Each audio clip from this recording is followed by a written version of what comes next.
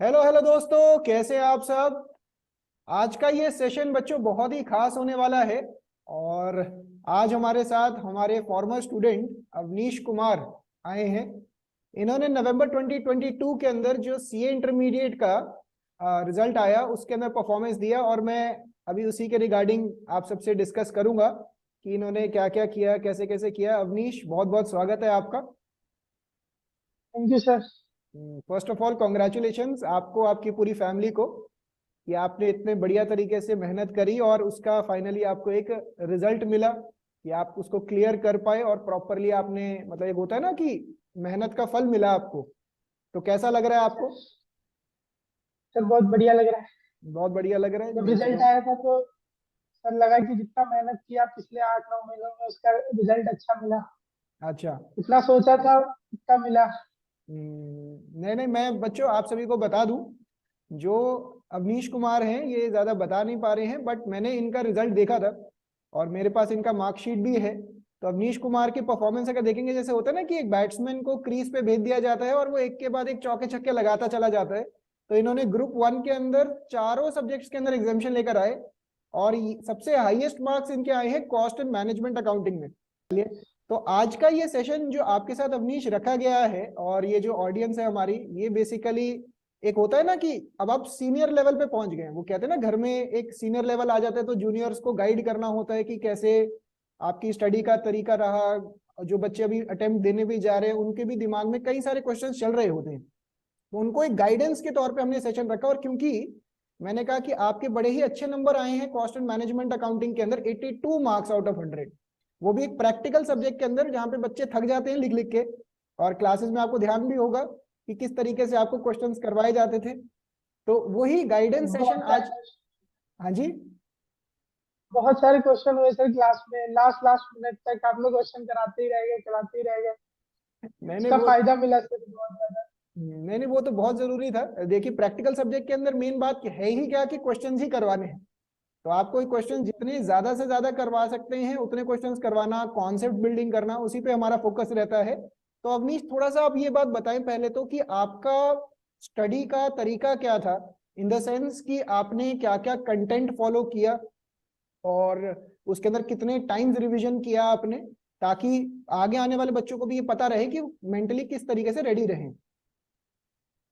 Sir costing की बात करें तो एक नया सब्जेक्ट था, इंटरमीडिएट में फाउंडेशन में तो था नहीं। तो सर एक स्टार्टिंग में कॉस्टिंग में लग रहा था, मुझे बहुत डर लग रहा था कि कैसा होगा। होगा भी या मेरे से नहीं होगा, क्योंकि स्टार्टिंग में मुझे समझ नहीं आ रहा था इसे पढ़ना कैसे है। मैंने आपसे डिस्कस भी किया था इससे रिलेटेड कि सर पढ़ना कैसे है, तो आपने बताया था कि लिख के करो, प्रैक्टिस करो, हो जाएगा। वही फॉलो किया सर मैंने। आपकी बुक स्टडी मैट हो गया, आरटीपी एमटीपी पीआईक्यू, यही सब करते हैं और यही सब मैंने किया। लेकिन एक चीज खास जो कि बच्चे गलती करते हैं कि उसे ऊपर ऊपर से देख के छोड़ देते हैं, कैलकुलेटर पे कर लेते हैं। वो मैंने नहीं की, क्योंकि उसमें मुझे ज्यादा डर लगता था। तो मैंने जितनी बार भी रिवीजन किया, हर बार लिख लिख के किया।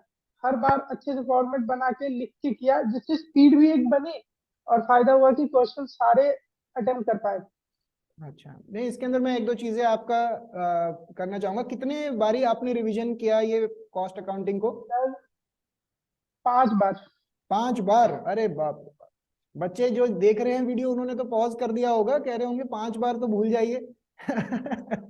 बट अल्टीमेटली जो मैं अवनीश की बात, अवनीश आपकी बातों से समझ पा रहा हूँ, और जो कि बहुत ही अच्छी चीज बोली आपने। फर्स्ट ऑफ ऑल, आपने जो भी हम कंटेंट भी क्लास में करवाते हैं वो सारा आपका इंस्टीट्यूट का कंटेंट ही कवर करवाते हैं। जैसे आपने बोला स्टडी मटेरियल किया, आरटीपी किया, और मुझे याद है आपसे डिस्कस भी हो रहा था, हमारी बुक्स के अंदर भी हम पीछे की तरफ ये सारे क्वेश्चंस डालते हैं अनसॉल्व के बाद। उसके अलावा हाँ वो था। आपने स्टडी मटेरियल किया, और सबसे बढ़िया बात आपने बोली कि आपने 5 बार रिवीजन किया। जो बच्चा कोई भी subject, cost and management accounting खास तौर से जो कि प्रैक्टिकल सब्जेक्ट है, इसको 5 बार रिवाइज कर जाए तो आपको पेपर में भी ऐसा लगा होगा कि यार ये तो सेम टू सेम क्वेश्चन आ गया। ऐसा कुछ महसूस हुआ हाँ आपको सर, पेपर में? सर पेपर में सारे क्वेश्चन बनते गए बनते गए बनते गए, वो कभी लगा नहीं कि मैं वहां रुकूंगा। तो हाँ। सारे क्वेश्चन और लगभग 2.5 घंटे के आसपास मेरा पेपर भी हो गया था अच्छा। पूरा। बच्चों की अक्सर मेरे पास शिकायत ये आती है कि सर कॉस्ट अकाउंटिंग का पेपर बहुत लेंदी था, आप कह रहे हैं 2.5 घंटे में हो गया। तो ढाई ये, घंटे में हो गया था सर। तो इसके लिए मैं क्या ये बोल सकता हूँ कि एक एक एक इंग्रेडिएंट था कि आपने 5 बार रिवाइज किया, कहीं ना कहीं उसकी वजह से आपकी प्रैक्टिस बहुत ज्यादा थी। दूसरा हाँ पॉइंट सर, आप उसमें बहुत दूसरा पॉइंट आपने ये बहुत अच्छा रेज किया कि आपने ना लिख लिख के प्रैक्टिस किया।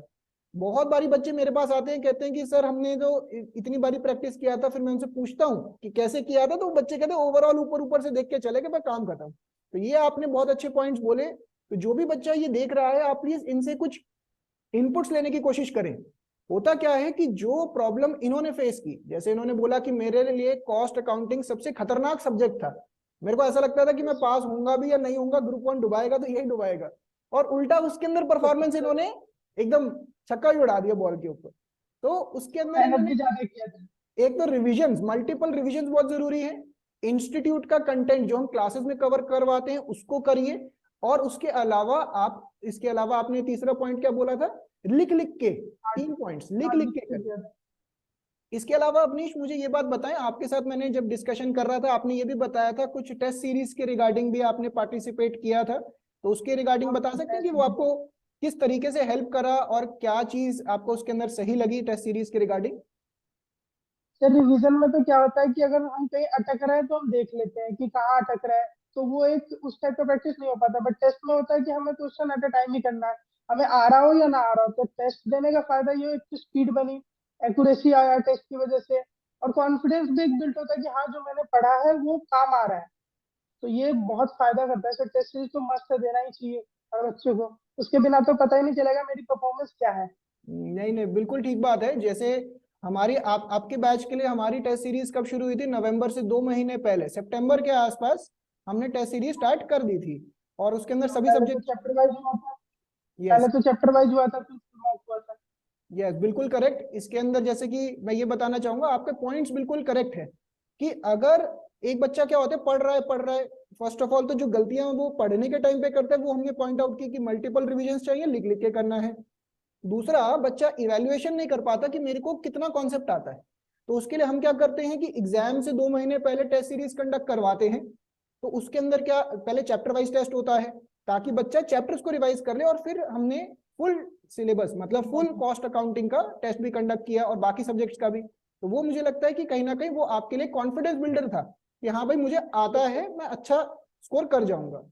इसके अलावा अवनीश मुझे ये बात बताएं, एक मैं जो आपसे चीज और डिस्कस करना चाह रहा था, मैं आपकी व्हाट्सएप चैट भी पढ़ रहा था जो हमने यहाँ कॉल्स पे डिस्कशन हुआ होगा, जब भी आपको डाउट्स आते थे तो डाउट्स के रिगार्डिंग हमारा आपका कैसा एक्सपीरियंस रहा, कहीं ऐसा तो नहीं कि आपके डाउट्स क्लियर नहीं हो पाए या कुछ हमारे तरफ से। नहीं सर, ऐसा नहीं।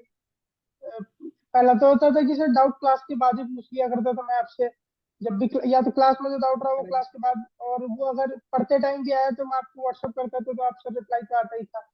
तो वो डाउट के लिए कभी नहीं ऐसा रहा कि नहीं नहीं मिलेगा या फिर लेट मिलेगा। डाउट हमेशा क्लियर हो जाता था सर टाइम पे। नहीं, मैं अक्सर ना बच्चों को मैं ये क्लास में यही समझाता हूँ कि एक क्या होता है कि हर बच्चे का, अवनीश ये भी बताइएगा, हर बच्चे का पढ़ने का तरीका और पढ़ने का टाइमिंग अलग अलग रहता है। जैसे कि अभी कभी कभी कभार बच्चा क्या कर रहा है कि अपना अभी टैक्सेशन पढ़ रहा है, कॉस्ट अकाउंटिंग बाद में पढ़ेगा, तो उसके लिए ना हमने जो सिस्टम डेवलप किया था, जैसे मुझे याद है कि क्लासेस के बाद जैसे ही थोड़ा सा टाइम बचता था आप आके डाउट पूछते थे, और मुझे याद है कि आप स्टडी मटेरियल में से ज्यादा डाउट पूछते थे क्योंकि अनसॉल्व तो सारे क्लास में ही होते थे, तो स्टडी मटेरियल के आपके डाउट्स क्लियर करते थे उस टाइम। तो उस टाइम पे एक तो तब आप डाउट्स क्लियर करते थे क्लासेस के साथ साथ। दूसरा, आपको हमने ये भी ऑप्शन दे रखा था कि अगर आपको कभी भी कोई दिक्कत है पढ़ने के टाइम पे, सेल्फ स्टडी करने के टाइम पे, आप डाउट भेजे थे आपने, और उसका कहीं ना कहीं मैंने आपको व्हाट्सएप रिप्लाई के थ्रू या वॉइस नोट या कॉल करके आपको उसका रिस्पॉन्स दिया था कि हाँ भाई ये चीज है, और आपको बेस्ट से बेस्ट एक सपोर्ट मिले। तो उसी का यस सर। नतीजा है, या कहीं ना कहीं आपकी मेहनत तो है ही है, सबसे ज्यादा मैं ये क्रेडिट देना चाहूंगा आपको, आपकी पूरी फैमिली को। बट होता है ना कि हम अपनी तरफ से छोटा सा कंट्रीब्यूशन कर दें, तो वो चीज मैं कहना बहुत चाहूंगा। कंट्रीब्यूशन था। नहीं नहीं बिल्कुल, सबसे पहले मैं हमेशा बच्चे को कहता हूं कि आपकी मेहनत है, हम तो एज अ टीचर गाइड करते ही हैं हर बच्चे को, बट आपकी सबसे ज्यादा मेहनत है, और मैं बहुत खुश हूं कि आपने 80+ स्कोर किया है इस सब्जेक्ट के अंदर। तो इसके अलावा अवनीश, कोई आपका कोई मैसेज अगले वाले बैच वाले स्टूडेंट्स के लिए, कि आप कुछ उनको कोई टिप्स देना चाहें या कुछ कहना चाहें कि जैसे प्रैक्टिकल सब्जेक्ट हैंडल करने के लिए होता है ना कि कभी कभार बच्चे को एक आधी कोई टिप समझ में आ गई, तो आप कुछ उसके रिगार्डिंग कुछ कंट्रीब्यूट करना चाहें। सर प्रैक्टिकल सब्जेक्ट में एक ही चीज है कि जितनी बार क्वेश्चन क्वेश्चन प्रैक्टिस करो वो मस्ट है। कि कॉन्सेप्ट एक तरीके से सबको पता होता है, सबके दिमाग में कॉन्सेप्ट होता है, लेकिन जब वो क्वेश्चन करने जाते हैं तो वो उस कॉन्सेप्ट को उतार नहीं पाते कॉपी पे। ये सबसे बड़ा प्रॉब्लम होता है प्रैक्टिकल सब्जेक्ट में। और अभी अगर सी एंटर की बात करें, खासकर जो बोर्ड ग्रुप देते हैं, वो सोचते हैं मेरे पास टाइम नहीं है कि मैं नहीं कर पाऊंगा, लेकिन करने वाले करते हैं, 4 भी करते हैं, 5 भी करते हैं, किन्होंने भी 6 भी किया होगा। तो टाइम निकाल के करना पड़ेगा। प्रैक्टिकल सब्जेक्ट में जितना लिख के करोगे, 2 ही बार करो, 3 बार ही करो, लेकिन लिख के करो। 5 बार 6 बार कर लिया लेकिन लिख के नहीं किया, ऊपर ऊपर से देख के कर लिया, टिक मार के कर लिया, वो काम नहीं आएगा। एग्जाम हॉल में जाके अलग एक वो वो जो फील होता है, वो वहाँ सारे कॉन्फिडेंस रह जाते हैं। अगर क्वेश्चन एक दो क्वेश्चन पता चला कि मुझे नहीं आ रहा, तो सारे क्वेश्चन फिर नहीं होते। और अगर लिख के प्रैक्टिस होता है तो वहाँ हाथ हाथ हाथ की भी तो याददाश्त होती है ना, वो हाथ की याददाश्त चलती है फिर। अगर दिमाग काम ना भी करे तो हाथ खुद को खुद चलता है। तो मेरा तो एक ही सजेशन है, जो भी आने वाले हैं सर, जितनी बार भी रिवीजन करो, लिख के करो। ज्यादा ज्यादा कंटेंट फॉलो करने की जरूरत नहीं है, सर का बुक कर लो, स्टडी मेट कर लो, उतना काफी है कॉस्टिंग के लिए। बस सर, और टेस्ट मस्त है, टेस्ट दो, जितना टेस्ट दे सकते हो टेस्ट दो। नहीं नहीं, आपके पॉइंट बिल्कुल ठीक है। इसी को बेसिकली बच्चों का ये भी चीज आती है कि सर आपकी बुक कर ली, स्टडी मटेरियल आरटीपी सब कर लिया, और क्या करें। तो एक पॉइंट ये आता है कि उसी को रिपीट करना होता है, और लिख लिख के रिपीट रिपीट कर। करिए। जो हम क्लासेस में बेसिकली जो आपका कंटेंट करा रहे हैं उसी को रिपीट करो। बच्चे क्या करते हैं कि हम कुछ नया आ जाए, कुछ ये आ जाए जो ऑलरेडी आता है। कई बार बच्चे कह रहे हैं ना, जैसे आपने बोला हाथ की मेमोरी होती है, वो मेमोरी में पहले उसको तो करिए। एक इसके अंदर मैं हाँ पॉइंट आपकी बातों से एक चीज मैं और पॉइंट आउट करना चाहूंगा। बच्चे क्या करते हैं, जैसे मान लीजिए आपके सामने 6 क्वेश्चन आए, 6 क्वेश्चन, हर क्वेश्चन के दो दो पार्ट है एग्जाम्पल के तौर पे, तो 12 क्वेश्चन हो गए। हालांकि फॉर्मेट थोड़ा डिफरेंट रहता है। बच्चा क्या सोचता है कि यार एक क्वेश्चन ये बड़ा अलग सा आ गया, ठीक है ना, जैसे आपने भी पॉइंट आउट किया, एक या दो क्वेश्चन अलग से आ गए है, पूरा पेपर गया। तो मैं उसके ऊपर पॉइंट आउट ये करना चाहूंगा कि भाई दो क्वेश्चन, दो पार्ट्स अगर आप छोड़ भी दें तो 10 पार्ट्स तो आपको आते हैं। तो आप बच्चों को उस पर फोकस ज्यादा करना चाहिए जो आता है। मान लो आपको 100 में से 80 मार्क्स का आता है, उसको तो अटेम्प्ट करिए, तो हो सकता है 80 में से 60 आ जाए आपके। तो इस चीज के, प्रैक्टिकल 80 में से 80 भी आ सकते हैं। क्या बात है, ये बिल्कुल प्रैक्टिकल सब्जेक्ट में 80 में से 80 भी होता है ना कि भाई margin safe, margin of safety लेके चलते हैं बच्चे, कहते हैं कहते हैं कि 80 में से 60 भी आ जाए, एग्जामिशन आ जाए, काफी है। तो वही चीज बच्चों आप सबको समझनी है।